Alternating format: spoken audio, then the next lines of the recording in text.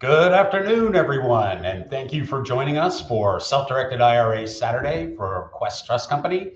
My name is Steve Sabaji. I'm the Regional Sales Manager for Quest here in the Dallas area, and we're coming to you live, and we're coming to you with a really great presentation this afternoon. Two of my favorite speakers, two of the guys I like listening to the most. We have the Jeff Watson and Scott Horne, two attorneys that are very well versed in the topic we're going to be talking about today, which is subject to.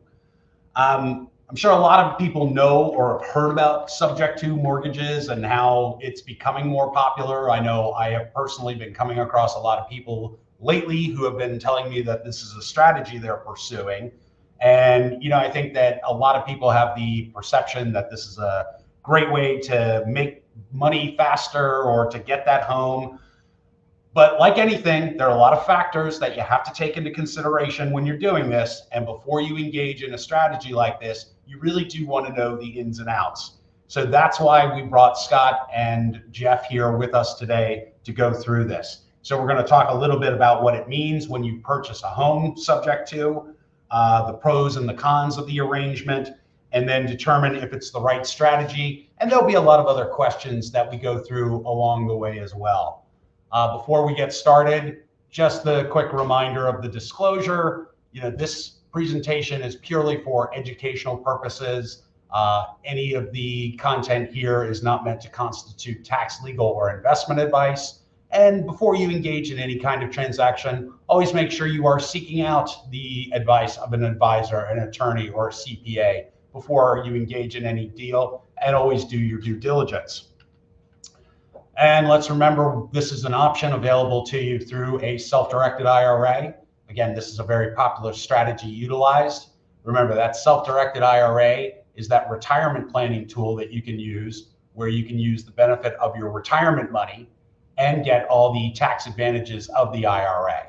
You can use it in deals like real estate, which could be subject to fix and flip, short-term rentals, long-term rentals, private entities that could incorporate multifamily syndications, oil and gas, all of those types of things. And then, of course, the private lending, where you can do just about anything as well. Probably one of the more creative areas that we see in terms of that private lending, because you get to be like a hard money lender. All right, if you do want to learn more about that after taking in this information, and you are interested in learning more about self-directed IRAs, please scan the QR code that you see there. That will access the IRA schedule for consultations. Book 30 minutes, and you will be put in touch with one of the IRA specialists here at Quest Trust Company at your convenience, and we will go through all the information. All right. So let's turn right now into our presentation. We have, again, Jeff, and we have Scott. So Jeff, he is an Ohio-based attorney.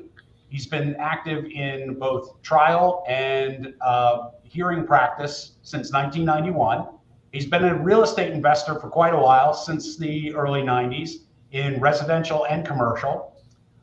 He's really represented just about everyone in the area of commercial and residential as well, and provides a lot of guidance on self-directed IRA investing topics as well. Scott Horne is an attorney here in the Dallas area. Horne and Associates is the firm. He's been practicing law over 30 years, in addition to being a title company fee attorney across the whole Dallas-Fort Worth area. His firm focuses on working with realtors and real estate investors, and all types of investors for that matter. I'm going to let them kind of take it from here and just fill in any blanks that I may have left behind. Jeff, Scott, anything? How about it, Jeff? I'll just come out and say, listen, it's an honor to be on this call with you, Scott, because the number of friends that I have that speak so highly of you, and talk about the size and breadth and depth of your practice and how you've closed more subject to transactions in the state of Texas than anybody else can even think about doing. It's pretty impressive. And, the mark you're leaving in the industry as to how to correctly and creatively do these deals also speaks very highly of your reputation. So it's a real pleasure to be here with you. I know we've been on some other calls in the past together, and I'm looking forward to having a great conversation and hearing the questions from Steve. All right. Well, Jeff, my gosh, thank you, my friends. I'm going to the check's in the mail, okay? Okay. Yeah. Just to add up a little bit, Steve, to help the audience out there. I mean, yeah, we're here in the DFW area. Of course, we span the Texas marketplace for the creative, finance world. Buying, selling, with, without title doesn't really matter. We're also national in closing transactions as well under OFN National Escrow. We have a title office out in Scottsdale. Just opened a week ago our title office down in San Antonio to expand that marketplace a little bit, which I hope will be greatly beneficial in some way. But to make the discussion, just to help the people out there a little bit, yeah, Jeff and I are both the attorneys. I think Jeff is a heck of a lot smarter than I am, overall as the lawyer, because truly I'm the investor. I'm the guy that's bought and financed 7,500 plus houses. When you do 8,000 rehabs or more, you just get this business. We've been in the note business since 1992, and absolutely, I don't know what else I would do other than this. This is fun. The whole real estate investment game is fun, whether it's the buying, the selling, the asset-based hard money lending, whether it's being the lawyer closing these deals, working with the investors who I will say really need the help to know how to structure these things properly and navigate them along the way. And the more we can help them understand how to do this right, the more I think it will lead to success for them and for this industry, so that they don't try to come in and shut us down. Because the government's always trying to do that one way or the other, especially here in Texas. Yeah, there's some stuff on the horizon in Texas that's deeply concerning in the seller financing space. Very deeply. Yep. The government always wants to get in your back pocket, and they always want to regulate and control you somehow. Yep. And I'm gonna just pick that up for just a second, Steve, and just bear with me, because folks, if you're concerned about your ability to do what you want to with your own properties, I mean, just think about how radical that concept is. You own the house, you own the property, you should be able to do with it as you see fit. Well, if you really want to keep that right, then you need to continue to stay plugged into what I'm doing, what Scott's doing, what other industry leaders are doing. Because right now we're in the middle of a fight there in the state of Texas. The large national mortgage banking crowd has come in with a bunch of proposed regulations that are going to literally slam the door on a bunch of seller financing. And we're fighting back on it. And I know Scott's gotten involved. Eddie Speed is leading the charge. Ashley Cash from Quest Trust Company is also clearly involved in the charge. And, so folks, this is something that if you just want to sit at home and get some education and do nothing, well, you're just going to watch your rights be taken away from you. You need to learn how to do your deals, but you need to learn how to protect your rights. And that requires advocacy. That requires showing up, sending an email, sometimes maybe even making a phone call. I'm not asking anybody to get on a plane and fly to Capitol buildings. No, I do that stuff. You don't have to go do that. But you've got to pay attention, because otherwise it's just going to get all taken away from you. Yeah. Good point. No, well put. And Jeff, I go back to 2005, 2007. Somewhere, somehow, I got nominated to be the president of this group called TexREIA, the Texas Real Estate Investments Association, to be a lobbyist group when they were trying to come after our lease option laws. And I don't know what's worse, herding squirrels, herding cats, or herding investors out there. But we're trying to get investors to get involved and have a voice. And nobody wanted to do anything. Everybody thought that their neighbor, the other guy, was going to do it for them. Nobody would put any money up for the lobbyist groups and those kind of things that we had to go in and bring in. and they all think that someone else is going to do it for them. And it wasn't until it got right down to the wire that they go, oh my gosh, this is going to happen. And then they pretty much shut down Austin's switchboard on everything. But the way they did it was wrong. The way Eddie does it through the National Seller Finance Coalition and here the Texas 100 and things like that we try to work together on is the right way of doing it, and do it in a way that's instrumental for the industry. So I will just chime in and echo what you just said, that you've got to get involved. You've got to pay attention to the business and the industry. Yeah. This is an awesome industry. It is. I mean, the ability to transform your family financial legacy through real estate is something that you cannot take for granted. You have to work at your deals, and you have to work to keep your liberties and your freedoms.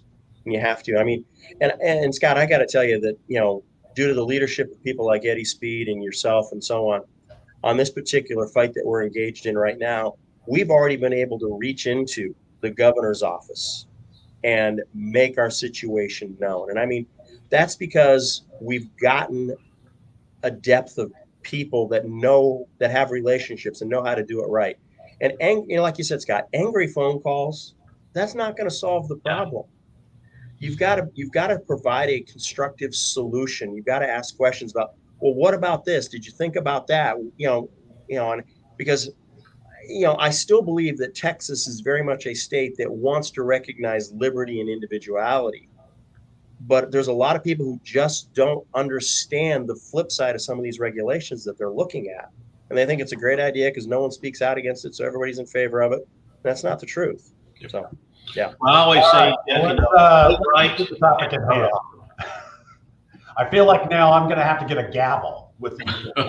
It just occurred to me. I've got two attorneys here, and I'm going to have to rein you guys in somehow. All right. The subject is... Good luck with that, man. Good luck. All right. So for those of us who aren't really familiar with it, and I will count myself as one of them, I hear about subject to, I am not that familiar with it. So what does it mean when you are purchasing a home subject to the existing debt?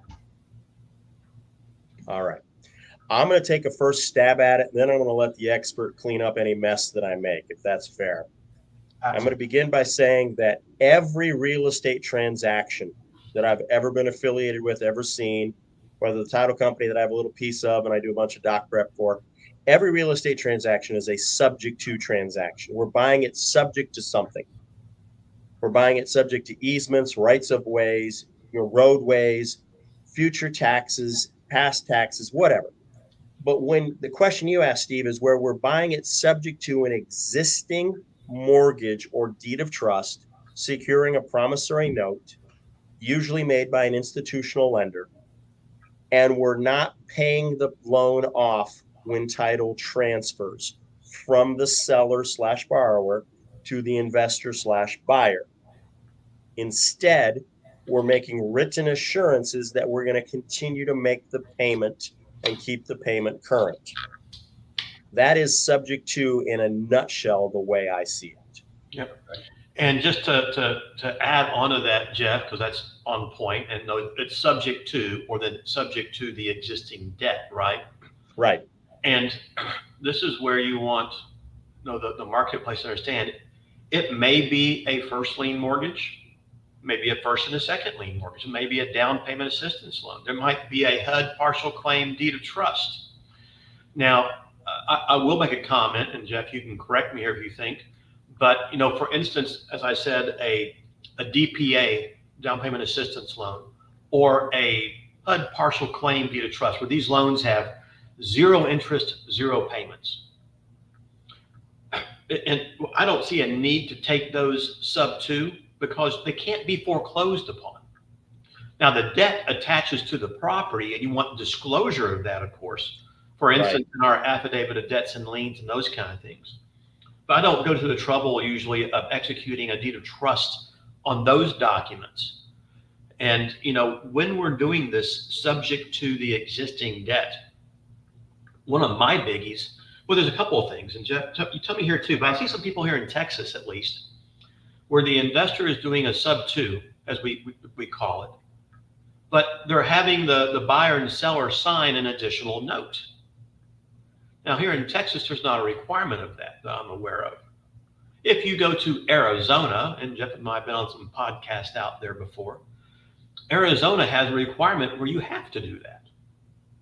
And so, of course, the key there is if you're playing this game in state X, Y, or Z, you better ask that knowledgeable attorney what you need or not need to do along the way. But I like to make sure there's always a deed of trust involved in these transactions, going back to the seller to protect the seller so that they have a traditional and easy mechanism to regain the property in the event the investor should stop paying or something negative happens somewhere along the way, because bad things happen to good people all the time. And I see some people out there who don't draft a deed of trust back to the seller. And if you don't do that, you are stuck with a possible lawsuit. And the moment a lawsuit gets filed and you're an investor where the seller is trying to regain their property because you've defaulted in your payments, you're writing a check just to get out of it. So there's just some smart things you need to do along the way. But you can buy these homes subject to the existing debt. It can be any debt. It can be an IRS lien. It can be a judgment lien. It can be whatever kind of lien you want out there. And we play that game quite a bit if you know how to navigate liens properly and correctly and are willing to take that risk. Okay. Which kind of makes this game fun. Yeah. Yeah. So who are the kinds of investors that are going to benefit from a subject to? Well, I have a very specific opinion about that. And to me, the type of investor that's best suited to doing these types of deals is someone who has some experience and the ability to have reserves or access to reserves. Subject to transactions are not for novices. Subject to transactions are not for beginners. They're not for people who are broken down and out on their luck, who think that this is how they're going to get their, make a couple $1 million in the next few years. It's not for those people, because something will go wrong. Murphy's Law is alive and well. Something's going to go bump in the night, and you're going to need to have the reserves to handle it. I don't care if you're buying them subject to run them as a rental, which is one of my preferred methods. I love to either buy subject to rent or buy subject to and resell on a wrap a year later. So it's a long-term capital gain for me because I'm paying attention to the tax code. But I want to make sure I've got reserves. I want to make sure that the people I'm helping do these deals have got reserves. So these are for investors that want to get involved. And then I'm going to spin this a little bit, Steve, and then I'll be quiet. I also think subject to transactions are an excellent opportunity for self-directed account holders at Quest to get involved when a knowledgeable, experienced investor buyer needs a little bit of money to clean up an arrearage or to do something else to fix and shine the property. That's a good opportunity for that IRA to make a loan into that transaction. Obviously, doing it correctly, making sure that we've got title pulled, we know what's going on, make sure the property's going to cash flow, the whole bit. We got to make sure we check all the boxes and do our correct underwriting. But that's a way that IRAs can get involved as a lender, little to no risk, good potential upside, decent rates of return. Those are my favorite things that I see. Nice. So absolutely reserves. I cannot tell you how many deals I see weekly where an investor buys a home subject to, as we say. Maybe they've done a wraparound loan on the back end of the transaction. Maybe their tenant has vacated or something's happened in that regard, but now there's no income coming in. Well, the first thing that usually happens is no payments are being sent to the mortgage company. Yeah. For instance, if a loan servicer is involved where there might be a back end wraparound mortgage on the transaction, that servicer is not receiving a payment from the buyer because of a default of some type. These investors aren't staying on top of the transaction, but the servicer doesn't have any money to pay the mortgage company. So months go by sometimes, and they're not doing that. And of course, what's happening is now you're affecting that original seller's credit position. Yep. And we want to prevent that any way we possibly can for every reason in the world. And they do it because A, they're not paying attention, and as Jeff said, they don't have reserves. If they're not getting money, they can't pay money. And now there are some who have that ability. We like to suggest to all of our investors to get 1 month ahead and stay 1 month ahead. It just protects the investor and protects the seller. And if you're the investor who wants to make that quick buck, which is so many people in this business, they think, just like the wholesale world, everybody thinks you can play the wholesale game and make a fast buck without knowing too much. You get involved in the sub-2 world, they think it's a way to make a fast dollar. Not always. And especially not in today's world. We can talk about that in a little bit. But if you don't have that ability today to do those things, assign the contract to a knowledgeable investor or person who does. Yeah. And let them navigate it. Put some dollars in your pocket on the assignment and move on. But you've got to have a knowledge base of this business. Yeah. And know why you're getting into it. And, ultimate goal, as Jeff says, is protect that seller out there. Yep. And I'm gonna give you a different little thought, Scott, because I'm agreeing with you. Instead of assigning the deal, partner on the deal. Bring in somebody with some money and some gravitas, some weight, some experience. Because I would rather have half of a good deal than all of a bad deal that I can't afford. No, and by the way, Jeff, you're right. And I'll be honest, I get asked that question almost daily on deals. The only problem is the investor wants half a deal or more, but they have no ability to navigate anything with it, unfortunately. Right. But so by the way, it is a good thing to reach out and work with them a little bit, train and educate. And it's just like, how much is that investor willing to put into a transaction to make it work? I just want to go back one more time too about IRAs and sub-2s, which I think is an amazing way to start, especially if you got a Roth IRA, so that the IRA can buy that property subject to the debt, so that all the income being generated goes into the Roth tax-free. And yeah, it might take a little bit of capital because, as you said, arrearages is what you see so much of today. Renovations to a certain degree, small, large, and you've got to navigate those appropriately. And Steve, investors can go out and borrow money from a private lender, but it just has to be non-recourse, right, from the IRA's perspective in that instance. And I'll tell you right now, I do that on my deals sometimes, where I get the ability to buy a home sub-2. It might need $10,000, $30,000, $50,000 repairs. I might pay cash out of the IRA, or I might go borrow that. And fortunately, I have investors who will put it up with a non-recourse loan, so long as they're secured and protected. And I think if investors can get their head around that, learn how to navigate it, it gives you an ability to get velocity going inside of that IRA. Okay. Well, let's talk about the benefits then. So what are these benefits of the sub-2 loan? Okay, so the first benefit is that you get to take advantage of low-cost financing.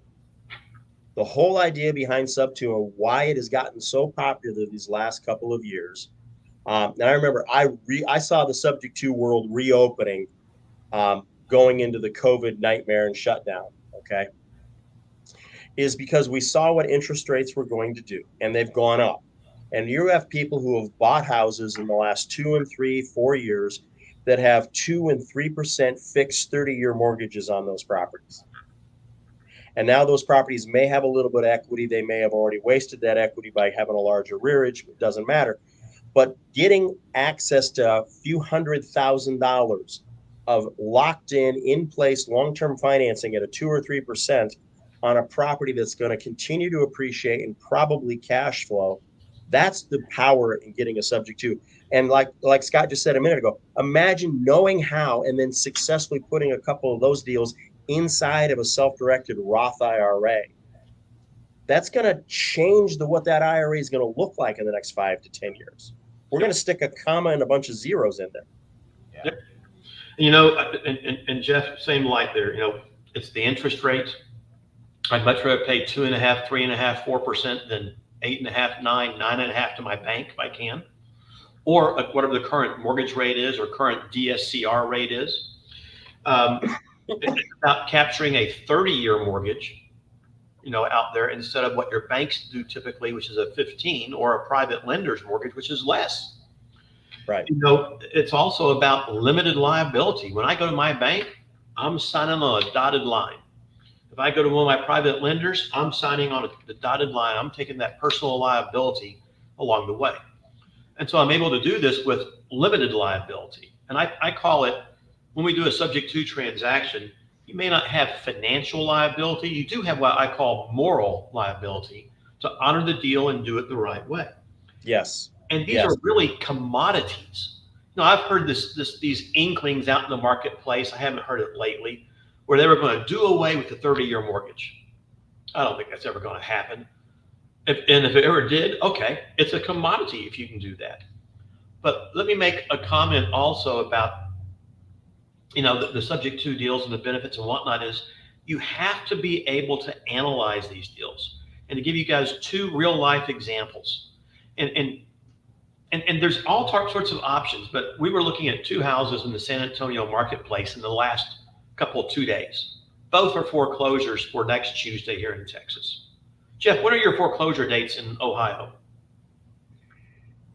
They are long and arduous. It's a judicial foreclosure process, and usually we have auctions on Mondays when they have them. Okay. Yeah.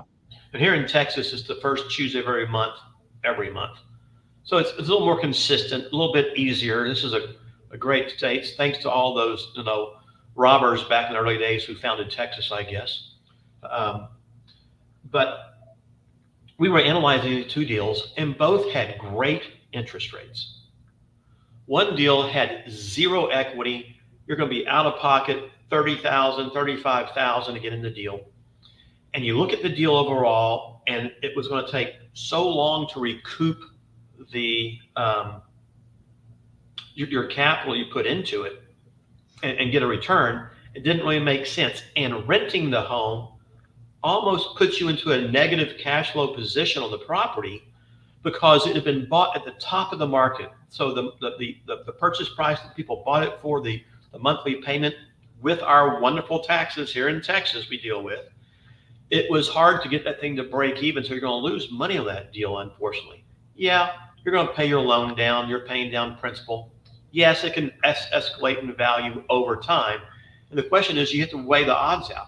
On the other hand, have another property we're looking at that has about $50,000 of immediate equity once I pay off my private capital to get into it. But I don't need that high. It's like $20,000 total to get in this deal with limited repairs or anything else at a right number where we can now make that work. Yeah, it might take 90 days or 120 days to get a buyer in there along the way. But when I do, my risk has been greatly diminished. And it's truly learning how to run these numbers from the investor's perspective to analyze the deals from all scenarios. And so many investors out there right now, they think that if they have a seller who's willing to do a subject to transaction, whether they have a realtor or no realtor involved, what the thing is, they think they have a deal. And by the way, they could have a deal for that right buyer out there, but so often the numbers don't make sense. And by the way, there's a lot of investors who will buy deals like that don't make sense. More power to them. Go get it. But let me move on because we're starting to get some questions rolling in, and I do want to hit a few more topics before we get to some of them. Can you guys just clarify? There are different types of subject to transactions, correct? Like, what's the difference between like cash to loan, seller finance, the wraparound you mentioned? What are some details around those? I'm not sure I understand that question, because to me, all of those are kind of like different exit strategies, not acquisition strategies. For me, buying a property subject to is I'm going to take the deed knowing that one or more liens or debts on the property aren't being paid off. And they're now my responsibility to make sure that they're handled properly. Yep. Okay. And I mean, I love to buy stuff on subject to and run it either as a long-term buy and hold rental. And I've got properties in 2 states that I do that with. or I love to buy them and hold them for a year and then resell on a wrap all-inclusive note and mortgage and then stay in the middle and collect the payments, and it's a long-term capital gain. Okay. Yeah. Those are my two plays. That's what I do in my business. Yeah. But And I'm just going to make one last comment, Scott, and then I'll be quiet. And folks, I've done these on deals for below $100,000, and then a partner and I did a deal last year on a 153 unit apartment building where we took 6.4 million of 3.25% debt subject to, and the bank agreed to let us do it. Before anybody freaks out, the bank agreed in writing to let us do it. Yeah. That's probably the difference between a commercial lender, though, and a residential lender, too. Absolutely. Absolutely. Do that. Yep. But Steve, to answer your question more specifically, okay, there are many strategies to be used to buy a property. Subject to is one of them. Okay. But then you can do a wraparound mortgage. There's a mirror wrap, for instance, where you can mirror the underlying loan in some format. The problem with that is if mortgage insurance is involved in the transaction, these investors think that you can mirror wrap mortgage insurance. It's like, yep, nope. You know, you can buy a property with a wraparound mortgage. Got it. You can buy it subject to the existing debt, and you can give the seller back a second lien on the property. You can give the seller cash. That's the beauty. You can do these a lot of different ways. Right. It's just that if you do it subject to the existing debt, you're going to limit your liability out there. Because the moment you do a wraparound loan, you're signing a new promissory note, and now you're taking financial liability on it. Okay, so let's talk about risks. What are the big risks involved when you are getting into a subject to deal? The biggest risk is the moral obligation to make sure that those payments on the underlying debt are timely made. Okay? The second biggest risk that's out there is the bank may call the loan due. If you don't know what you're doing, and if you make a mess or a hash out of how you've got to correct and change and adjust the insurance, then the bank may come up and go, hey, listen, somebody did this the way we don't want them to do it. We're going to call the loan due. And so then the big risk there is, how do you satisfy that call, that demand notice from the bank? Because you don't want to let your seller that you bought from go into foreclosure, because that's going to ding their credit score by 150 points. Yep. So you've got to have a plan. It is. And, so in that same light, guys, number one, in my opinion, is due on sale. Number two, it's ensuring that that seller understands that their loan's not getting paid off until it's paid off. No, not next week, next month, next year. It might be 28 years from now. Right. Of course, sellers have short-term memories, unfortunately, in that instance. It is ensuring that you can maintain that payment. And it is realizing that even though mortgage companies really want their monthly payment, they don't want to own these properties. A lot of times these loan servicers are bound but contractually to move forward, even though it doesn't make any sense. My small commercial banks here in Dallas love it when we borrow money and do a wraparound mortgage and various things of that nature out there, because they now have not only me on the hook, the property, but they know they can go to a secondary source for repayment. They feel more and more protected. These big banks and mortgage companies, Wall Street, sometimes they don't have that latitude, unfortunately. And it doesn't make any sense in what they do, but it is what it is. Yeah. And so if you're going to get in this game, even though you go in and that there's the risk is small for due on sale to be called, it does exist every single time, and we can't control it. And so you better understand some mechanisms to try to sidestep it. I was talking to an investor out of Illinois who had bought a property in North Carolina, and the closing agent, excuse me, for out there, their response was, well, refinance it or sell the property. And I'm going, okay, there are some other things we can do. So we pulled it back and we got it fixed for them. Now, even though we got it fixed, doesn't mean that down the road they'll still not do it again sometime, because they can. Yeah. And that's really the main risk in this industry, that can happen at any time to anyone. And sometimes there doesn't even have to be a reason. Jeff, you brought up insurance, which is, to me, the number one way they know a property has been sold and has to be navigated properly. But if you don't make payments, that little red flag's going to start going up down there. If you don't do things right, that little red flag. You better learn how to navigate all aspects: front end, back end, middle, etc. So who's responsible for things like the insurance? It's on the investor buyer. Okay. They're the knowledgeable person in the transaction. They've got the responsibility of making sure that a new insurance policy is put in place. And let me get in on this. And Scott, I know you're gonna, if I miss anything, you're gonna clean it up, and I appreciate that. When you take over a property that was owner occupied, and it's no longer owner occupied, that owner occupied policy is no longer going to apply. It's no longer going to provide coverage. You've got to get a new insurance policy. Okay. And you've got to do it in the correct steps.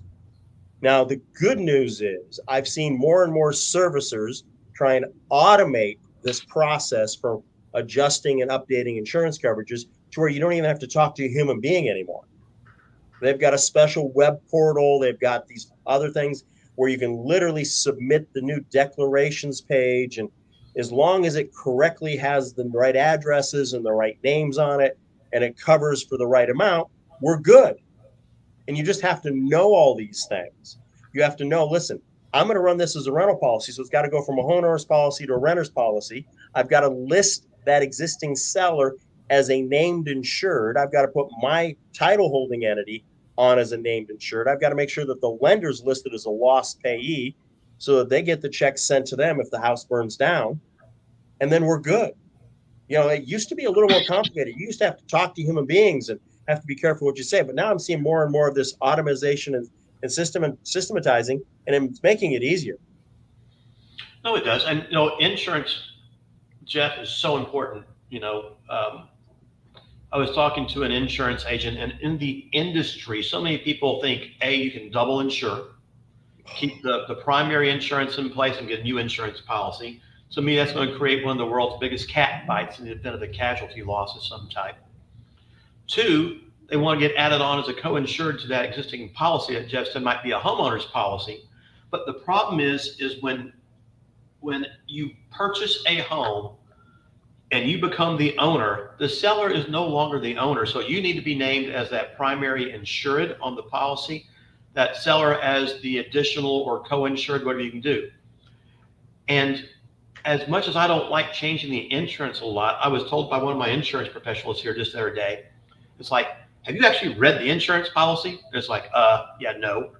And I can tell you 99.999% of people have not read the insurance policy. I can't imagine anything more boring than that. Because at the very end of that policy, this stuff is all laid out. And although if you've got a small casualty loss, a hail damage to a roof or something like that, okay, that might never come up, may not ever be an issue. It's just handled in due course. You get a major loss, a fire, the whole house is gone, tornado comes through and takes you off to Kansas somewhere, and it's out there. Now, you may lose complete coverage. Yep. And not only you lose all your money in it, the seller has issues, the mortgage company, and now you're embroiled in a major lawsuit that you don't want to get into. So what are some red flags to look for before getting into a sub-2 deal, or what would make you walk away from one? If the numbers don't math. It sounds so easy to say, but if the numbers don't math, if you've been hearing what Scott's been saying, the numbers have to math. Yeah. It has to be a good investment. I don't do subject twos as a not-for-profit or charitable operation. I do it as a way of building wealth, which means the numbers need to math. I need to make sure that I'm either getting equity and or cash flow, or I'm getting cash flow with equity to come in the future. I don't like alligators in a subject to arena.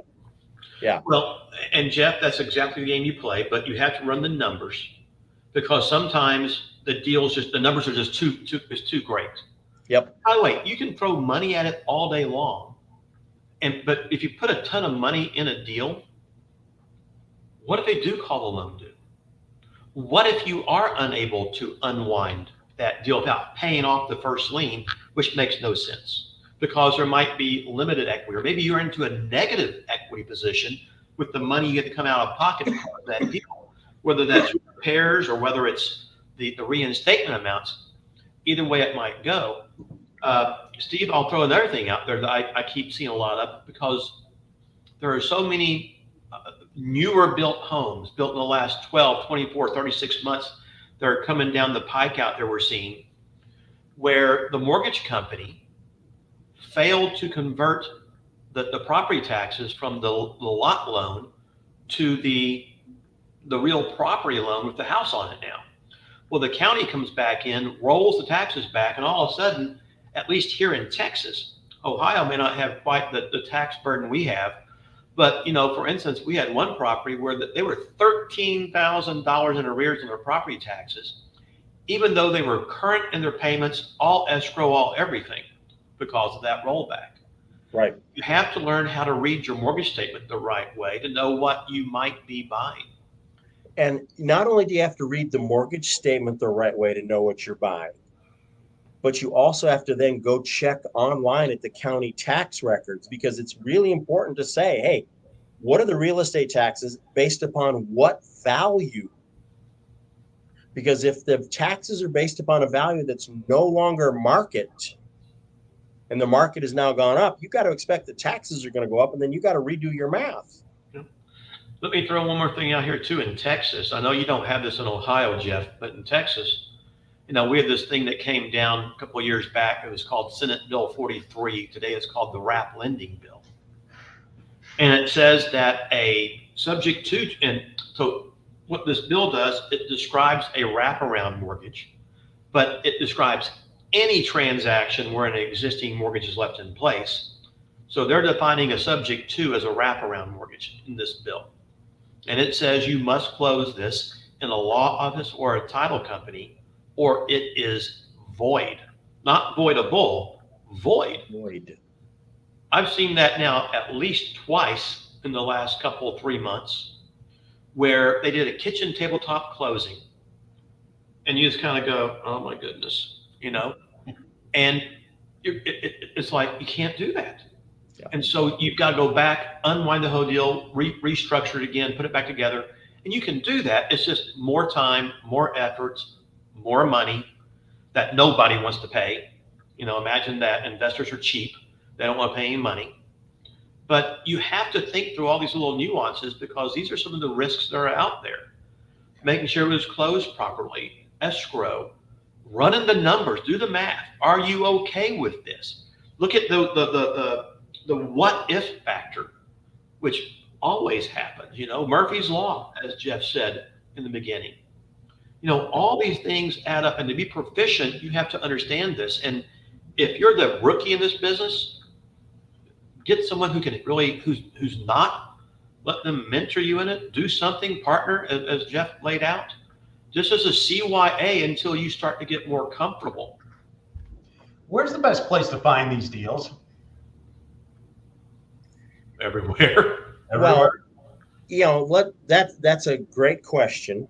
And what I find is that people think that there's some magic list out there that they can pull and send postcards or letters or text messages to.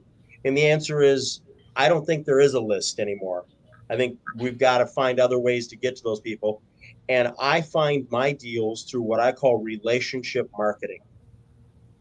Okay. I use my relationships, my network, so that people, when they run into a problem property situation, they come to me and they go, hey, can you help me figure this deal out?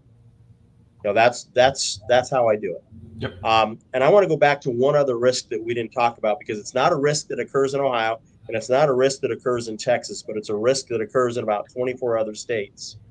And that is when you're dealing with a seller who is behind on their payments. In 24 different states, they have various levels of legal protection based upon various longstanding foreclosure rescue statutes that are out there. And some of the most aggressive statutes are Colorado, California, Washington, and Oregon. Some of the least aggressive statutes are like in Florida or in Indiana. Illinois is kind of on the bubble. And I can't give you all the states, so please don't ask me if I can give you all the states. I can't, and I can't give you all the nuances. I used to, but not anymore. That was 15 years ago. But you've got to be aware of that, because that means you've got to handle these transactions very differently. Because in some states, it flat out says you can't take the title, you can't take the deed without paying off all the debt that's in default and anything superior to it.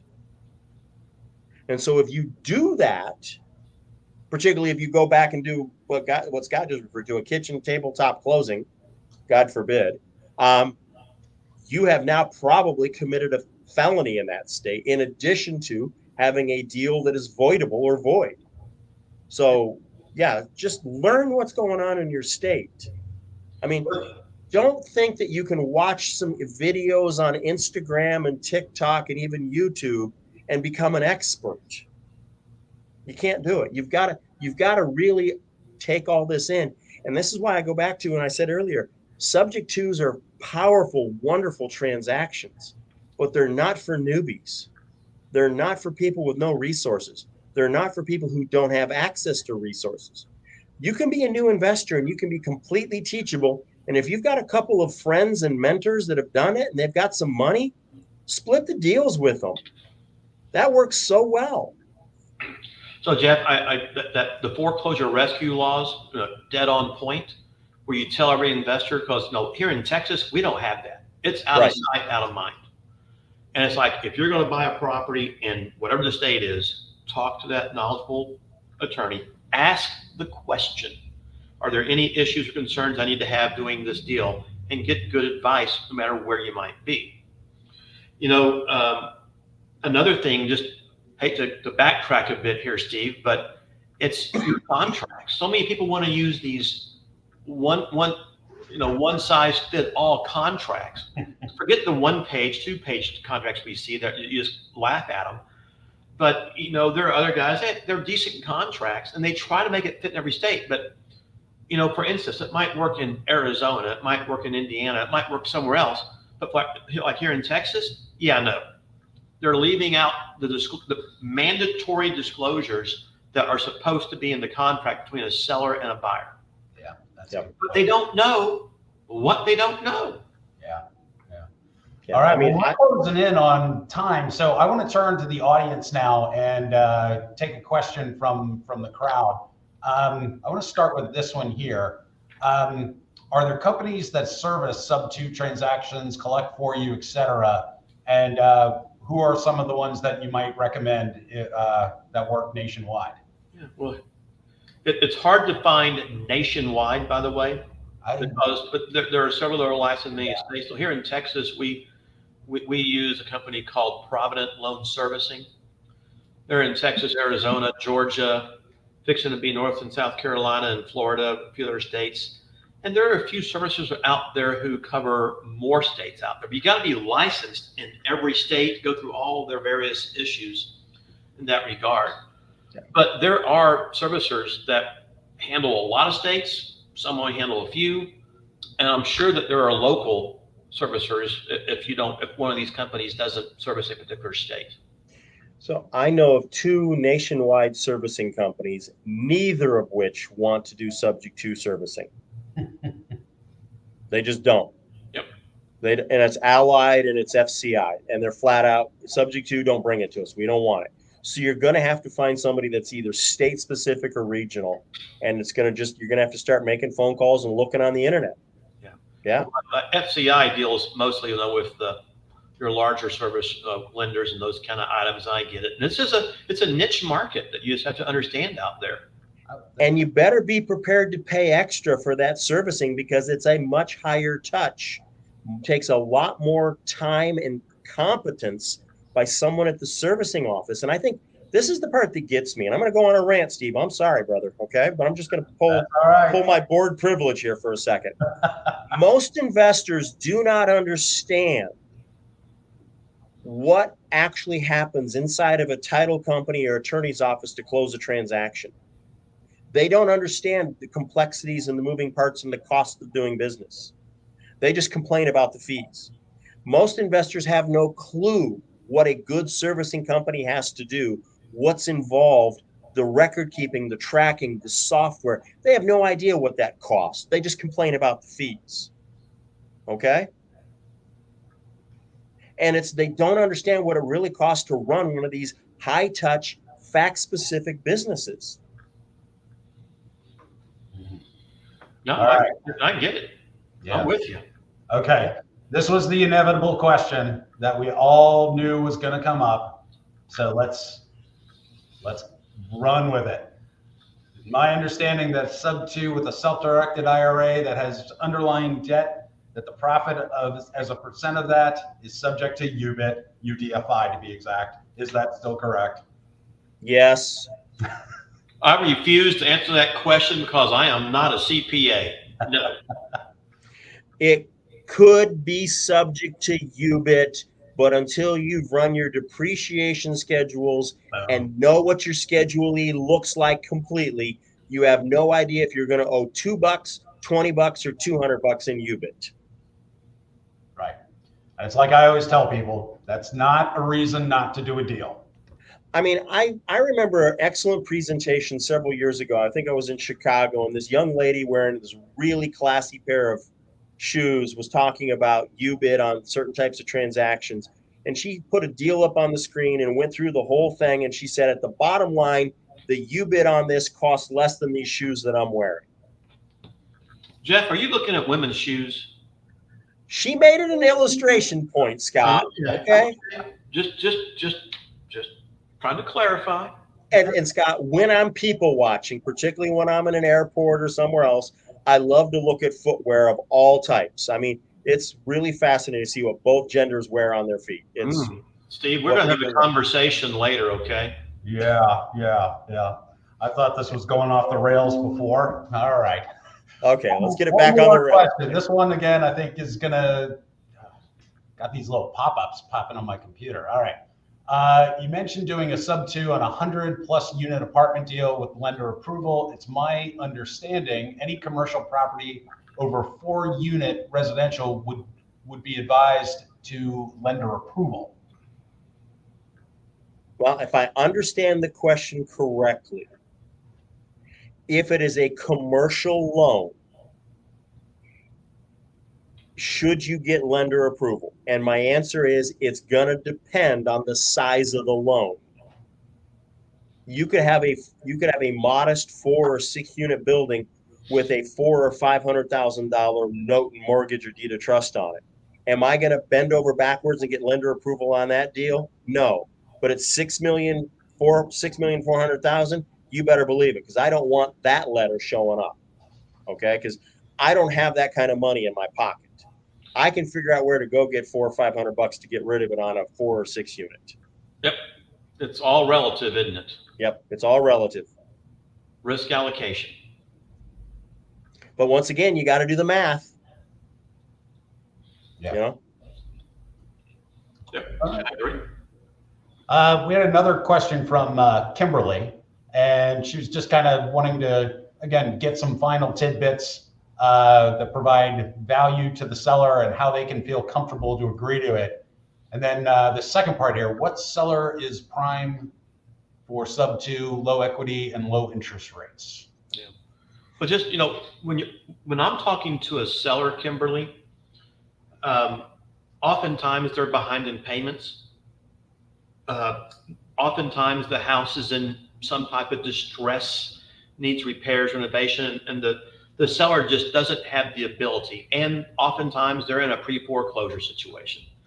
So, and they aren't able to sell that to either a cash investor or through retail scenarios. And we become the last resort, for lack of a better word. But by working with us to buy that deal, A, their loan gets reinstated. They get a credit bump when that happens.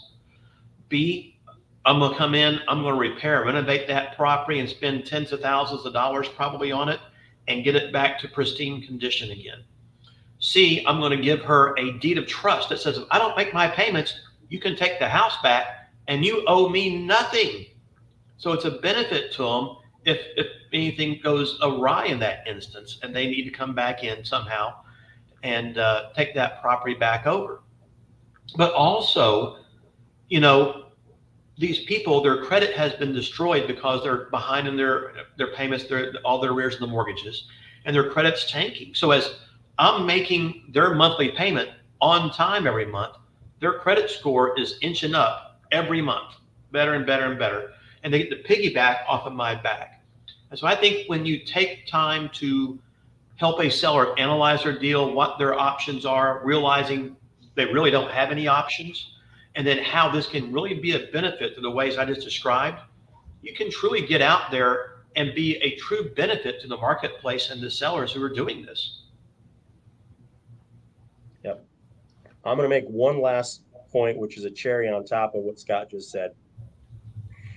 I'm not a credit score expert, but I watched what happened to my credit score once I paid off most of my residential mortgages. It just dropped significantly. And what I came to realize was that timely, consistent payments on real estate mortgages or notes, debt, whatever you want to call it, deeds of trust, is the number one thing to build and maintain a high credit score. Because I was free and clear, nice net worth, but a very low credit score because I had no mortgages in my name. Yep. Isn't it amazing, though, about credit, just for a minute? Because I play in the wraparound game, and we deal heavily into the Hispanic marketplace. And they come to the table, and they got zip on their credit report. They pay cash for everything. No debt, no nothing. And, of course, the marketplace calls that C credit. I call it A+ credit because they pay everything timely, pay it with cash, nothing negative. But you are so right, because in today's world, the marketplace wants you to have debt. They want to see that constant payment scenario.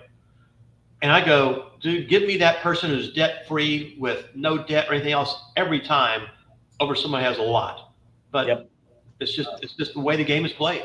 Particularly if it's a debt-free, self-employed individual, like many of the Hispanics that you're referring to are, Scott. I mean, they would be my primary buyer if they were in my marketplace. Yep. Too. All right. Well, good. Well, this has been great. I've learned a lot. I hope everyone else has. I've been getting some good responses here. We got just a few minutes left. Final thoughts? Well, it's a great business. Jeff laid into this earlier. Know what you're doing. Yeah, you need a modicum of knowledge. You need a good sounding board out there. It doesn't mean don't go do it. You don't want to go out and be a gatherer of information and never do anything. And you have to start somewhere. But have a backstop, someone you can fall back on to help you out a little bit. Have those reserves Jeff talked about, so important. And truly learn how to, and guys, if you are young, really learn how to do this at a young age, to get money into a Roth IRA, and then to be able to play that subject to game somewhere, somehow inside of that, and learn the tax strategies that you can take advantage of. And you can do amazing things and start creating this generational wealth that we always talk about. Good tip. Yep. Jeff? Yeah, I mean, I'm going to make what I think will be my last comment here, and that is that real estate investing is a thinking person's business. This is not a run and gun, gunslinger kind of thing. This is not a hustle and grind. This is a be strategic, do your research, math it out, run your numbers, double check your numbers, ask a trusted peer to double and triple check your numbers, and then move forward. Always thinking, A, how can I make the deal better, and what could go wrong, and how do I prevent it? Good tip. Good tip. I agree. All right. And I'm sitting here with my little handy dandy HP in front of me that, I live by. I'm running numbers nonstop, because that's what you got to do. That you have to think through these deals. Yep. All right. Well, that's great. I appreciate it. I'm amazed we were able to get through all that in the time we had. Again, thank you guys both. Really appreciate it. Jeff, Scott, good information. Thank you out there for those participating today. Just a reminder, our next webinar, it's going to be on Tuesday. We have Brandon Hall, a CPA, who's going to be going into some great information as well. I guess that'll do it for us. So thanks for tuning in to Quest Self-Directed IRA Saturday. Again, I'm Steve Sabaji. Thank you for joining us, and we'll see you next time. Bye, guys. Peace. Thank you.